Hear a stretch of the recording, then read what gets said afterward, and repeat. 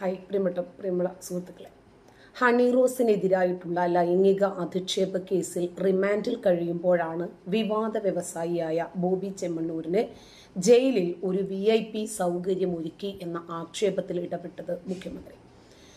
വിവാദം കത്തിപ്പടർന്നപ്പോൾ ജയിൽ DGPയെ മുഖ്യമന്ത്രി വിളിച്ചു വരുത്തി വിശദാംശങ്ങൾ അന്വേഷിച്ചു. ഒപ്പം തന്നെ വിവാദം അന്വേഷിക്കാനും ഉത്തരവിട്ടു. വിഷയത്തിൽ അടിയന്തിരമായ അന്വേഷണം നടത്തി റിപ്പോർട്ട് സമർപ്പിക്കണമെന്നാണ് ജയിൽ DGPക്ക് മുഖ്യമന്ത്രി നൽകിയ നിർദ്ദേശം.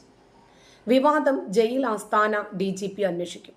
മധ്യമേഖല DIG ജയിൽ സന്ദർശിച്ച് ബോബിക്ക് പ്രത്യേക സൗകര്യമൊരുക്കി എന്നതാണ് പുതിയ ആക്ഷേപം. DGPയെ മുഖ്യമന്ത്രി വിളിച്ചു വരുത്തിയോ?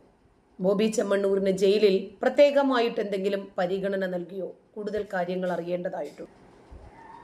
വിഷയത്തിൽ രാഹുൽ ഈശ്വറിനെതിരെ രൂക്ഷ വിമർശനവുമായിട്ടാണ് സംസ്ഥാന വനിതാ കമ്മീഷൻ അധ്യക്ഷൻ P സതീദേവിയും രംഗത്തു വന്നിരുന്നത്. രാഹുൽ ഈശ്വറിനെതിരെയും നടപടി ഉണ്ടാകണമെന്നാണ് ആഗ്രഹിക്കുന്നത് എന്നും അവർ പറഞ്ഞു. പരാതി കിട്ടിക്കഴിഞ്ഞാൽ തീർച്ചയായും വനിതാ കമ്മീഷൻ ഇടപെടുമെന്നും P സതീദേവി അഭിപ്രായപ്പെട്ടു. ഇതിന് പിന്നാലെ വനിതാ കമ്മീഷന് മറുപടിയുമായി രാഹുൽ ഈശ്വറും രംഗത്ത് വന്നു. പരാതി കിട്ടിയാൽ രാഹുൽ ഈശ്വറിനെതിരെ നടപടി സ്വീകരിക്കുമെന്ന് വനിതാ കമ്മീഷൻ അധ്യക്ഷയുടെ പ്രസ്താവന കണ്ടു. വനിതാ കമ്മീഷൻ എന്നൊക്കെ പറയുമ്പോൾ നിയമപരമായ ഒരു ബോഡിയാണ്. യഥാർത്ഥത്തിൽ ഇതുകൊണ്ടൊക്കെയാണ് ഒരു പുരുഷ കമ്മീഷൻ വേണമെന്ന് പറയുന്നത്. ഒരു പുരുഷൻ എന്ന നിലയിൽ ഞാൻ എൻ്റെ പ്രശ്നങ്ങൾ എവിടെ പോയി പറയുമെന്നും അദ്ദേഹം ചോദിച്ചു. കോടതി പോലും പരിഗണിച്ച പോലീസുകാർ FIR എടുത്ത കേസിലാണ് വനിതാ കമ്മീഷൻ അധ്യക്ഷൻ പറയുന്നത് രാഹുൽ ഈശ്വറിനെതിരെ നടപടി വേണമെന്ന്. ആരെങ്കിലും വനിതാ കമ്മീഷനുമായി ബന്ധപ്പെട്ടാൽ എനിക്കെതിരെ നടപടിയെടുക്കുമെന്ന്. എന്തിനാണ് ഇത് പറയുന്നത്? ഇതൊക്കെ കേൾക്കുമ്പോൾ ഹണി റോസോ അല്ലെങ്കിൽ വേറെ ഏതെങ്കിലും ഒരാളോ വനിതാ കമ്മീഷനെ ബന്ധപ്പെടും. ഞങ്ങൾ പുരുഷന്മാർക്ക് വേണ്ടി സംസാരിക്കാനും ഇടപെടാനും അവിടെ ആരുണ്ട്? അത് സ്വാഭാവികമായിട്ടുള്ള ഒരു കാര്യമാണ്. ഇതിനെ കണ്ണടച്ചിരുട്ടാക്കിയിട്ട് കാര്യമില്ല എന്ന് രാഹുൽ ഈശ്വർ പ്രതികരിച്ചു. ഹൈക്കോടതിയുടെ പരിഗണനയിൽ മുൻകൂർ ജാമ്യാപേക്ഷയിൽ ഇരിക്കുമ്പോൾ ബാഹ്യമായിട്ടുള്ള ഒരു ഇടപെടലല്ലേ ഇവിടെ നടക്കുന്നത്? സതീദേവിയെ പോലെ ഭരണഘടനാ പദവിയിൽ ഇരിക്കുന്ന ഒരു വ്യക്തി പറയാൻ പാടുള്ള കാര്യമാണോ പറഞ്ഞത് എന്നും രാഹുൽ ഈശ്വർ ചോദിച്ചു.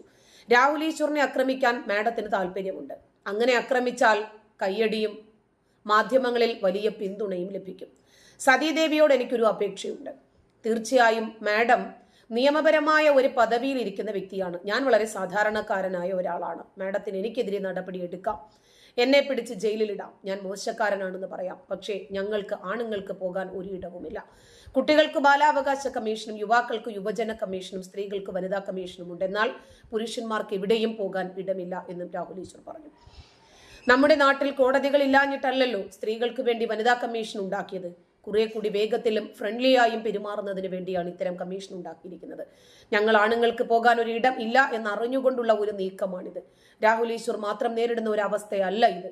സരിതയ്ക്കെതിരെയും നിവിൻ പോളിക്കെതിരെയും വ്യാജ പരാതി കൊടുത്ത യുവതിക്കെതിരെയും എന്ത് നടപടിയാണ് എടുത്തതെന്നും ചാനൽ ചർച്ചയിലാണ് രാഹുൽ ഈശ്വർ ചോദിക്കുന്നത്. നന്ദി.